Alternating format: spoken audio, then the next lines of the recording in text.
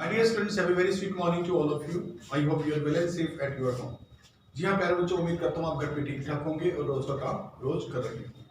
प्यारे बच्चों, आज हम करने वाले हैं 12th अकाउंटेंसी से कैश फ्लो स्टेटमेंट का फुल फ्लैश क्वेश्चन, जिसमें तीनों ऑपरेटिंग एक्टिविटी, इन्वेस्टिंग एक्टिविटी और फाइनेंसिंग एक्टिविटी तीनों का मिला जुला मिश्रण होगा और फुल फ्लैश जो है वो क्वेश्चन हम आज करेंगे। प्यारे बच्चों, मेरा बोर्ड थोड़ा छोटा है, इसीलिए मैं पहले आपको ऑपरेटिंग एक्टिविटी जो है वो अच्छी तरह समझाने जा रहा हूं। मैंने लिया है डीके गोयल बुक से इलिस्ट्रेशन नंबर 32।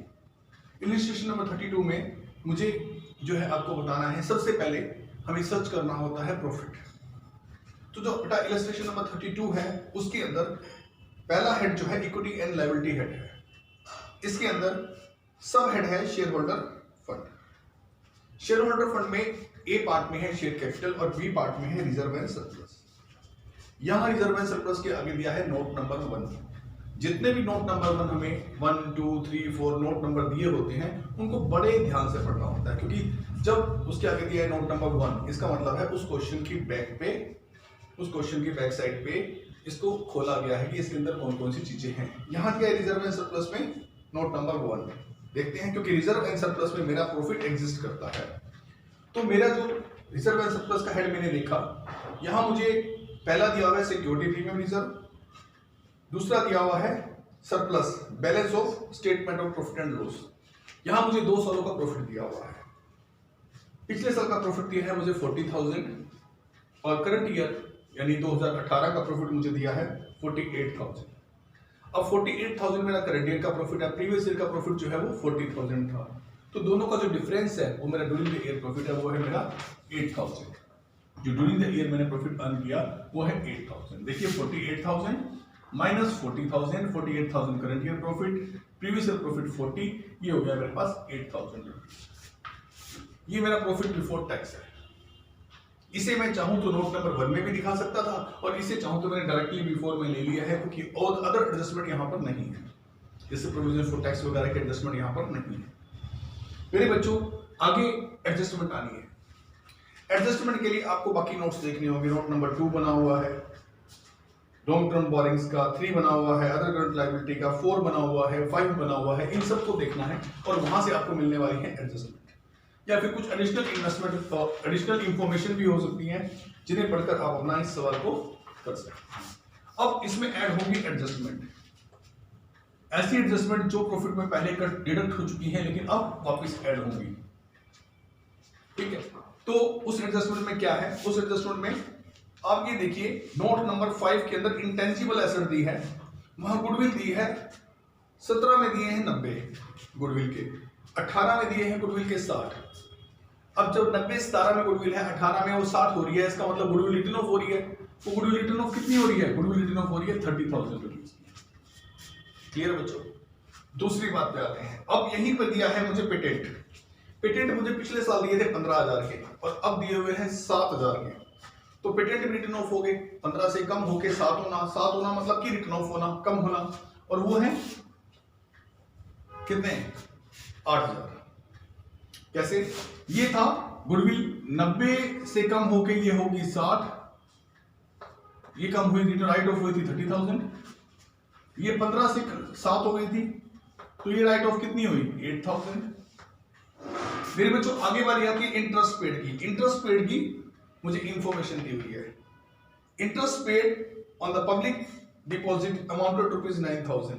इंटरेस्ट पेड क्योंकि एडजस्टमेंट में ऐड होता है इसलिए यहां पर आएगा। ये सारी रूल रेगुलेशन प्रोफॉर्मा के साथ मैंने आपको अच्छी तरह करा रखे हैं पहले ही। इंटरेस्ट पेड किस पर? डिबेंचर पर दिया इंटरेस्ट, या पब्लिक डिपॉजिट पे दिया। पब्लिक डिपॉजिट है, यहां पर पब्लिक डिपॉजिट पे दिया गया इंटरेस्ट 9,000 रुपीज। अब ये तीनों ऐड होने के बाद 8,000 में ये हो जाता है 55,000। ठीक है मेरे बच्चों, ये 55,000 क्या कहलाता है? ये कहलाता है operating profit before changes in working capital. Working capital में चेंज से पहले का ऑपरेटिंग प्रॉफिट। तो वर्किंग कैपिटल में क्या क्या आता है? वर्किंग कैपिटल में आता है करंट एसेट, करंट लायबिलिटी। और वही देखेंगे, करंट एसेट अगर कम हो तो नुकसान होता है, करंट लायबिलिटी अगर बढ़े तो भी नुकसान होता है। इन दोनों अवस्थाओं में हम लोग ऐड कर देते हैं। लेकिन अगर करंट एसेट इंक्रीज हो और करंट लायबिलिटी डिक्रीज हो तो इन दोनों ही दिशाओं में फर्म को फायदा होता है, इसलिए हम उसे लेस कर देते हैं। अब यहां पर मेरे पास है डिक्रीज इन करंट एसेट्स। यहां मुझे प्रीपेड एसेट क्वेश्चन में दी है, तो प्रीपेड एसेट जो है मेरी कम हो रही है। कितनी थी मेरे पास प्रीपेड एसेट? मेरे पास मेरे बच्चों प्रीपेड एसेट थी, अगर मैं खुला हुआ देखूं यहां पर नोट के अंदर, तो 7 नंबर नोट के अंदर प्रीपेड एसेट मेरे पास 10 की थी, जो अब कितनी है 8 की। प्रीपेड एसेट अगर कम हो रही है 2000 रुपीज से 10 से 8 हो रही है तो वो नुकसान है, इसलिए मैं क्या करूंगा उसे ऐड वाली आइटम में लिखूंगा। ऐसे ही increase in current liability, current liability increase हो रही है, ट्रेड पेएबल है 15,000 से इंक्रीज हो रहे हैं, ये भी ऐड की आइटम है। आउटस्टैंडिंग एक्सपेंसेस ये भी 10,000 से इंक्रीज हो रही है, ये भी ऐड की आइटम है। तो 2 + 15 17, 17 और 10 27, 27,000 पे यहाँ ऐड हो जाएंगे। तो 55 + 27 कितने हो गए 82, 82। ठीक है बच्चों, अब बारी आती है कि जो ऐड होने वाली आइटम थी वो दोनों आ गई। कौन कौन सी आइटम ऐड होती है फिर बता देता हूं। करंट लायबिलिटी का इंक्रीज होना नुकसान होता है, इसलिए ऐड होता है। करंट लायबिलिटी का इंक्रीज होना नुकसान होता है, इसलिए ऐड होता है। और करंट लायबिलिटी का, करंट एसेट्स का डिक्रीज होना भी नुकसान करता है, तो वो भी ऐड होता है। अब आएगी लेस की आइटम। को लेस की आइटम यहां पे कौन सी है? यहां है increase in current asset. Current asset बढ़ी है, इन्वेंट्री आपकी 40,000 रुपीज से इंक्रीज हुई है, बढ़ी है। अगर इन्वेंट्री बढ़ी है तो करंट एसेट बढ़ने से फायदा हुआ, फायदा यहां लेस की आइटम है, वो 40,000 लेस में लिखा गया।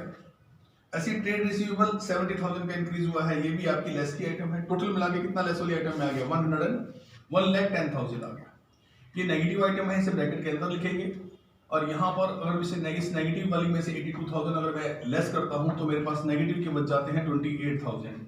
और ये है मेरा नेट कैश यूज्ड, क्योंकि नेगेटिव है ना, तो कैश जनरेट नहीं कह सकते, कैश फ्रॉम नहीं कह सकते, कैश यूज्ड कहेंगे। Cash used in operating activity 28,000, ये मेरे पास पार्ट 1 का आंसर आया है। अभी मेरे पास इन्वेस्टिंग और फाइनेंसिंग आगे है, जो मैं आपको आगे करा रहा हूं।